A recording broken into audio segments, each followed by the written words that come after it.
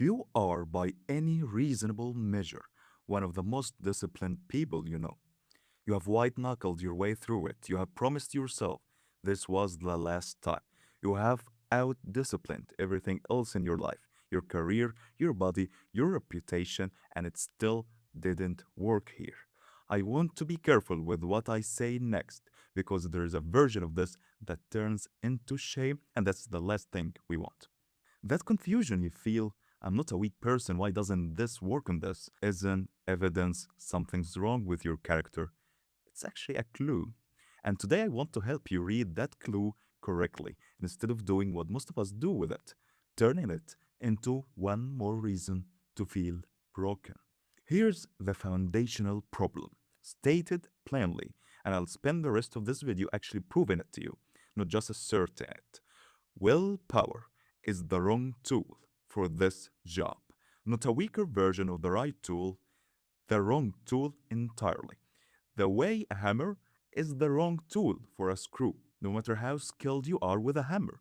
And here's the part that matters most. The fact that willpower has worked for you everywhere else is an evidence you're doing something wrong here. It's actually part of what's kept you stuck. Because when your strongest tool fails, the instinct isn't to question the tool, it's to apply it harder. And that could look like progress, right up until it doesn't. And that's the question we're going to answer today. So here's where I want to take you. Not to another list of tips and tricks for managing the urge better. You've probably already tried a version of that, and I suspect you already sense it's not going to be the thing that actually resolves it. Instead, I want to show you why willpower structurally cannot reach the actual source of this pattern and what it would look like to actually address that source directly instead. Here's the short version before I unpack it properly. Willpower operates on your behavior. It grabs your right hand before it reaches for the glass. But the thing driving your hand toward the glass in the first place, the actual pressure, the actual need being temporarily met by that drink, is completely untouched by that grip. You have stopped the action.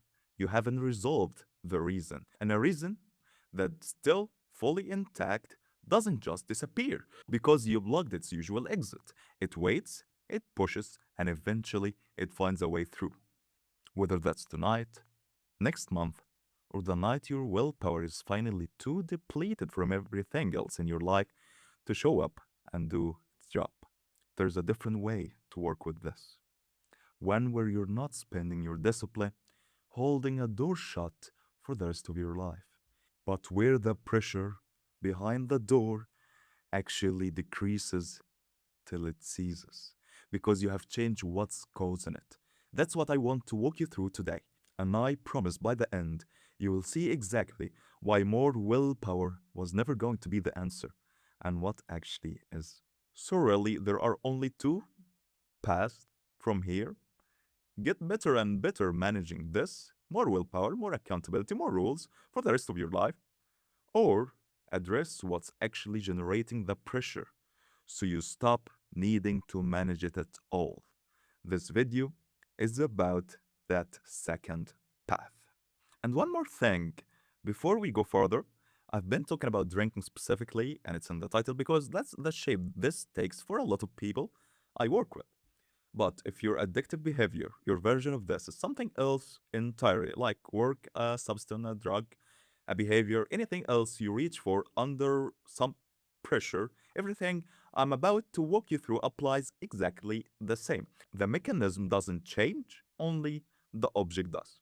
Hi, my name is Mina, and I'm a guide who specializes in addictive and compulsive behavior. I want to tell you something about myself because I think it'll change how the rest of this lands. When my own addictive and compulsive behavior was at its worst, I threw everything I had at it. I prayed and kept a religious life. It didn't work. I followed strategic, science based courses and practical strategies I found online, and it didn't work. I joined several 12 steps programs, had sponsors, showed up to meetings. It didn't work. I studied ancient philosophies and traditions, looking for wisdom here and there, and a surprise, it didn't work. I read the scientific literature and psychological theories on addiction, and recovery, cover to cover sometimes, and it didn't work either.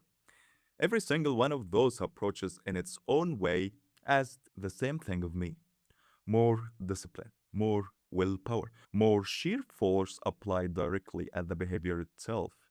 As you might have guessed by now, I'm not the kind of person who quits or gets discouraged easily. If I decide I'm going to fix something, I stick with it until it's done. It's just how I'm built. So it wasn't a lack of effort that kept me stuck. It took me a long time to even consider the possibility that the problem wasn't how hard I was trying, but where I was aiming all that effort. That realization is what actually changed things for me. And it is what I've spent the years since then studying and practicing full time. Going on 5 years now. And applying it directly with people who look a lot like you. Successful, high functioning, convinced that if they just tried a little harder, they'd finally get free of this. I've watched willpower based approaches fail there for the exact structural reason I'm about to walk you through. And I've watched something different actually work for them as was with me. If anything I've said so far is landing for you even a little, stay with me. I think I could shed some of your doubt about this by the end. If what I've said so far is resonating, if some part of you is recognizing itself in this, there's a link to our newsletter below and some of our sources, free resources, where I share more of this kind of thinking on addiction regularly. And if you'd rather talk this through directly, there's also a link to a consultation form to our upcoming live program. No pressure, just an option in case you already know you're ready. Okay, here's where I want to actually slow down because this is the part that makes everything else make sense. And if you stick with me through it, the rest of this video is going to feel almost obvious by comparison. One quick thing before I do, because I think it matters, what I'm about to describe is healing the psychological root of addictive behavior, not medical, physical assistance. If you are in a place where stopping drinking on your own isn't physically safe, or you're in the middle of an acute crisis, please talk to a doctor first. Everything here is meant to come after that, not instead of it. Now let's get back to it. The first step in solving any problem is understanding it correctly. That sounds obvious, but I've found from years of doing this that correctly naming and recognizing the actual problem is often more than half of the solution. Most of what people try before they get to me isn't wrong because they didn't try enough. No, it's wrong because they were solving for the wrong problem entirely.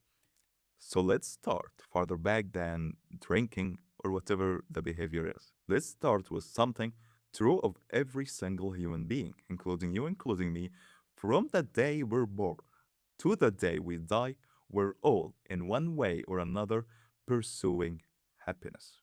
Some people pursue it through family and stability, some through financial success, some through career achievement, creative work, romantic love, travel, status, respect. Most of us want some blend of all of this, and there's nothing wrong with any of that. That's just what it means to be alive and conscious and wanting things. But here's the part that almost nobody stops to really sit with. We are ultimately powerless over whether we get any of it. I'm not saying effort doesn't matter. If you want to be physically strong, going to the gym and eating well is genuinely the best path there. And I'm not denying some actions are far more likely to produce the results you want. What I'm saying here is more specific and subtle. Even when you do everything right, the actual outcome, the job, the relationship, staying healthy, closing the deal, is never fully in your hands. You can load the dice in your favor, you can't control the roll. And here's the mechanism that matters for us today. Most of us have quietly tied our happiness to those outcomes anyway. Not consciously, nobody sits down and decides this, but look honestly at your own life, and you will notice your sense of okayness rises and falls with whether certain specific things go your way. There are a handful of outcomes: the business going well, the marriage staying intact, the reputation staying clean, the family being proud of you, the well being of the children. Where if those went sideways, your entire inner states would go with them. I call this way of living the reactive way of living.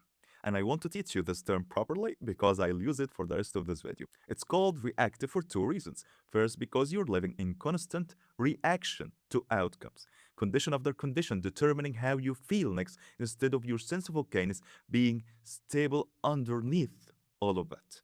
Second, this is the part that matters most today. You're mostly reacting to a negative internal state, fear, stress, a sense of things slipping, by reaching for something external that can make that feeling go away right now. Here's the part I want you to sit with, because I think some unconscious part of you already knows this. Your subconscious is fully aware that your happiness is hostage to things outside your control. It knows you're not actually safe, so it constantly, quietly scanning for ways to manage that underlying unease. And when a specific outcome you deeply care about gets threatened, even slightly, that unease spikes into something closer to alarm. And in that moment, you don't need a long term fix, you need relief now. And that right there is the doorway your addictive behavior walks through. Isn't that, if you were honest with yourself, exactly what it has always been?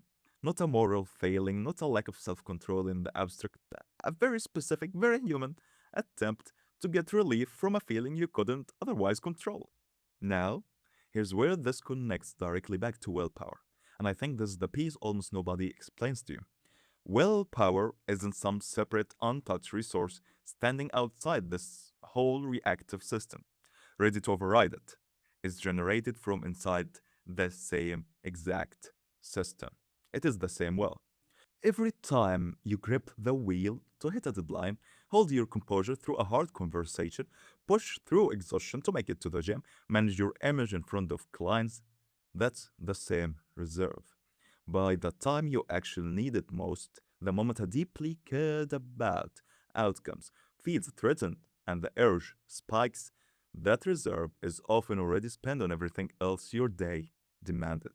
Willpower functions a lot like an executive, excellent at directing and managing whatever's already in front of it. But even the best executive can't rewrite the company's underlying mission. They can only run what's already been built. That's exactly the limit of willpower here. Powerful at directing behavior, powerless to touch the condition producing the pressure in the first place. That's the direct structural reason willpower fails you specifically here, even while it works everywhere else. Everywhere else, you're spending the resource. Here, you'd need it to still be full at exactly the moment it's most likely to be empty. And even on the nights it does hold, even when you do manage to grit your teeth and not drink, notice what actually happened. You suppressed the action, not resolve the underlying unease driving it. That unease doesn't evaporate just because you didn't act on it. It waits for its next opportunity. That's the entire reason this has felt like an endless loop, no matter how disciplined you have been. You have been managing a symptom using a resource. The underlying problem itself is constantly draining. Addiction at its root is simply the chronic symptom of this reactive way of living. And willpower, however strong, was never designed to touch the root. It was only ever built to manage the surface. I know that might be a lot to take in. So, simply to sum up, your happiness has quietly become conditioned on outcomes you didn't fully control. When those outcomes feel threatened, that produces real unease. Your addictive behavior has been one way of getting quick relief from it, and willpower draws from that same threatened, unstable reserve, which is exactly why it keeps failing you here, no matter how strong it is anywhere else. Now, the good news, if that's the actual mechanism, then the solution isn't find more willpower. It's something else entirely. And let's go into it. So, if the problem isn't a lack of willpower, what actually resolves this? The answer is to stop trying to manage and control the pressure better. Instead, change what's producing the pressure in the first place. Remember what we just established. The unease driving the addictive urge comes from your happiness being tied to conditions you don't control. So, the actual solution, not a technique, an entirely different foundation, is to build your sense of okayness on something that isn't hostage to those outcomes at all. Something stable enough that a bad quarter, a hard conversation, a threatened deal doesn't send you into the kind of unease that goes looking for relief in a glass. I call this the active way of living, as opposed to the reactive way we just spent this whole video on. And I want to teach you this term properly too, because it's easy to hear the word active and assume you already know what I mean by it, and you probably don't. By active, I don't mean busier. If anything, this is the opposite of hustle. This way of living is the opposite of hustle. I mean acting from internal active choice rather than from external pressure. Living in the world but not from it, as one wise teacher once said. When you're operating from this place, your well being is no longer downstream of whether tonight's numbers come in, whether that client stays happy, whether the deal closes. It's built on something steadier than any of that, which means your actions, including your drinking or not drinking, stop being a reaction to fear or threat and simply become a free, active choice. I want to be clear here. This isn't some abstract or purely mystical state you either have or don't. You've already experienced glimpses of it. Think of a moment you lost track of time doing something you loved, with no audience and no scoreboard. Or a quiet afternoon where you were just genuinely content with nothing to prove and nothing on the line. Or genuinely laughing with an old friend with nothing to prove to them at all. You were just there, whole and content. Nobody is 100% reactive all the time. That's actually our whole premise. This active capacity is already inherent in you, it's just not currently the operating system running your life. Here's the part that matters practically. You get there mainly by changing your thought system, not by forcing, controlling, or managing your behavior. That might sound backwards, given everything I've just said about willpower and behavior, but stay with me because this is different from what we have been talking about.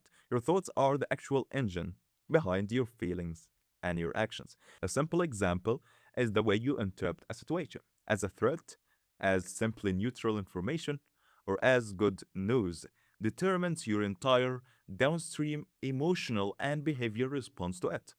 So the real lever isn't try harder to resist that drink, it's change the underlying thought system that your okayness depends on that outcome in the first place. Make your peace and well being centered on a permanently stable basis. Health constantly, and the intensity of the urge itself goes down. Not because you're suppressing it better, but because there's less and less unease underneath it needing relief. This isn't a single decision you make once, it is a gradual practice. Learning to operate again and again from this calmer, grounded center instead of the old anxious, fearful, threat scanning one until it becomes your default. Practically, it means you stop needing enormous reserves of willpower standing guard every night because there's simply less pressure or urge behind the door.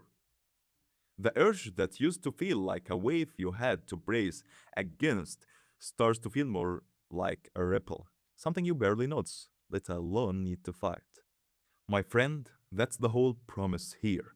Not you'll finally have enough discipline. No, you won't need nearly as much of it anymore. And in time, you won't have much use for the addictive behavior at all, because it was only ever standing in for something this new foundation now actually provides. Yes, this is a harder path than just try harder. It asks more of you in some ways than willpower ever did. Real, sustained inner work. not just gritting your teeth through another Friday night, but it's also, in another sense, far simpler and easier because you are no longer fighting the same battle over and over for the rest of your life. Then, with the right guidance and a real structured process, this kind of shift can genuinely happen in a matter of weeks or months. And what it gives you back is something you get to keep for the rest of your life, a new mode of being, a new way of operating. If what you have heard today is resonating and you're interested in going through this properly, a real curriculum built around exactly what I've described, with one on one guidance from me through the process, there's a consultation form linked below. I'll be running the first cohort in a few weeks, and it will be the only one with live sessions, discussions, and Q&A directly with me. There's a limited number of spots, somewhere between 10 to 15.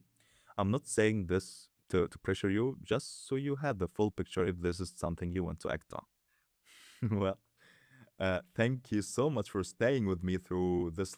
I know it ran deeper into the theory than most videos do, and I appreciate you sticking with me.